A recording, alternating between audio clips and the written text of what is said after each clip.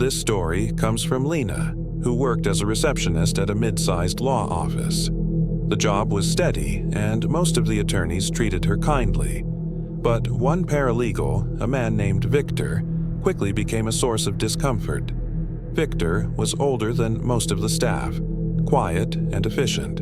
At first, Lena thought he was just shy, but within weeks, she noticed how he always seemed to appear wherever she was. If she went to make copies, Victor would walk in seconds later. If she grabbed coffee, he'd be right behind her. Sometimes he didn't say a word, just lingered nearby, watching. Lena tried to shrug it off until one morning she arrived at work early. The building was nearly empty, but as she unlocked her desk drawer, she froze. Inside was a single Polaroid photo. It showed her sitting at that very desk, her head turned slightly, like she was mid-conversation. She had never seen the picture before, and she couldn't figure out when it was taken. Shaken, she slipped the photo into her bag.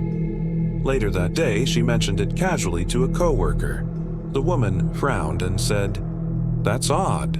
Victor has an old camera on his desk. He takes it everywhere."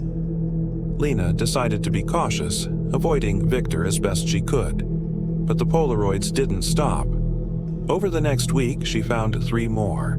One tucked inside her calendar, another on her chair, and one slipped into her coat pocket in the break room. Each one showed her in different parts of the office, never looking at the camera, always unaware. Finally, she confronted Victor. She asked him directly if he was the one leaving the photos. He didn't deny it. Instead, he smiled faintly and said, "You look your best when you don't know you're being seen." That night, Lena couldn't sleep. The idea of him watching her so closely unsettled her to the core. She decided to report him to HR first thing the next morning. But when she got to the office, Victor wasn't there. His desk was empty, drawers cleared out, chair pushed neatly under the table. HR told her he had resigned suddenly, no explanation given. They seemed almost relieved, as if they'd expected it. For a while, Lena felt safer. The Polaroid stopped appearing and she tried to put the whole thing behind her. But then, one evening as she left the building, she noticed something stuck under her windshield wiper. Another Polaroid. This one wasn't of her at work. It showed her in her apartment, sitting on her couch, a book in her lap. She stared at it in shock, her chest tightening. She had been alone that night. The blinds had been drawn. There was no way he could have taken it, at least not from outside. This story comes from Marcus, who worked night shifts at a large warehouse. It wasn't glamorous, but it paid the bills, and for the most part, the job was uneventful. The only thing that bothered him was his shift partner, a guy named Devin. At first glance, Devin seemed fine. Quiet, polite, always volunteering to cover extra hours. But Marcus quickly realized something was off. Devin had a habit of showing up in places he shouldn't be.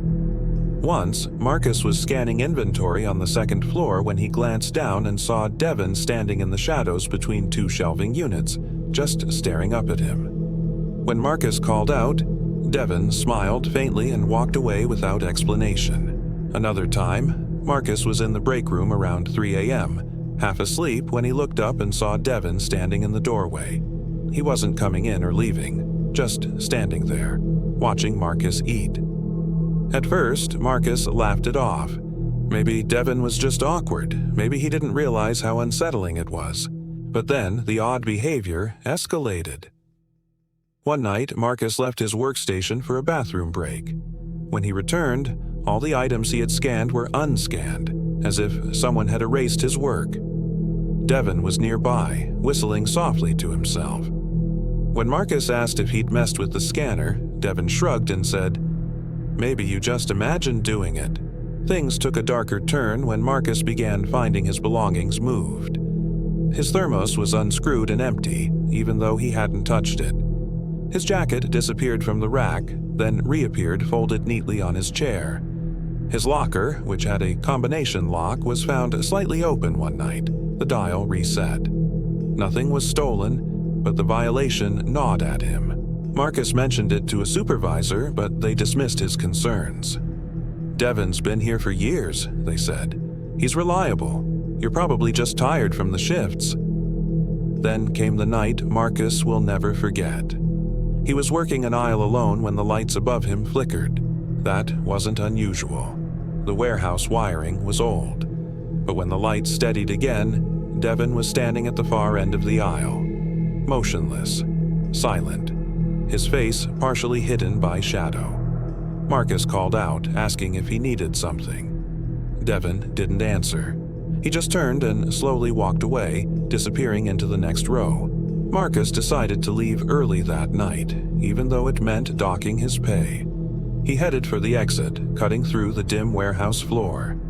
As he passed the break room, he noticed the door slightly open. A light was on inside. Against his better judgment, he peeked through. The tables had been pushed to the walls. In the center of the room, taped to the floor, was a square outline made of white masking tape. Inside the square were small items: Marcus's empty thermos, his folded jacket, and the broken dial from his locker. Devin was sitting in a chair facing the square. His hands were folded neatly in his lap, his eyes fixed on the objects. He didn't look up when Marcus opened the door. He just whispered, "You left your things where they shouldn't be." Marcus backed out and left without another word. He didn't clock out, didn't even grab his bag. He walked straight to his car and drove home, his hands shaking. The next day, he quit the job. Months later, Marcus ran into a former coworker at a grocery store. They made small talk, and Marcus cautiously asked about Devin. The coworker's face went pale. "Didn't you hear?" she asked. "Devin disappeared. One night he just never went home. Security cameras caught him walking into the warehouse after his shift ended, but they never caught him leaving." This story comes from Rachel, who started a new job at a small accounting firm 2 years ago. At first, she was excited. It was her first stable position after college, and the office seemed friendly enough. Everyone smiled during her first week, offering help and showing her around. But there was one coworker who immediately stood out. His name was Colin. He wasn't unfriendly, but he had a strange way of hovering whenever she worked, standing just a little too close or watching her computer screen for longer than felt normal. She told herself it was just nerves, that she was overthinking. Over the following weeks, Rachel noticed small things. Every morning when she arrived, Colin was already at his desk, even though she was usually the first one in. Sometimes she'd pass by the break room and find him staring blankly at the wall, not drinking his coffee, not moving, just sitting there. Once, when she turned a corner, she caught him whispering something under his breath. When he noticed her, he smiled quickly and said he was rehearsing a presentation. But there was no presentation that day. Rachel tried to avoid him, but avoidance only seemed to make him notice her more. He began leaving notes on her desk. At first, they were harmless, little sticky notes that said, "Good job," or "Keep it up." But soon, the notes got personal. "You look nice in blue today. I like the way you smell. We'd make a good team, just the two of us." Rachel was unsettled but didn't want to cause trouble so early in her job. She tossed the notes in the trash. One evening, she stayed late to finish a report. The office was quiet, the lights dimmed, and she assumed she was alone. As she packed up to leave, she heard the faint sound of typing. Colin's office was dark, but she swore she saw movement inside.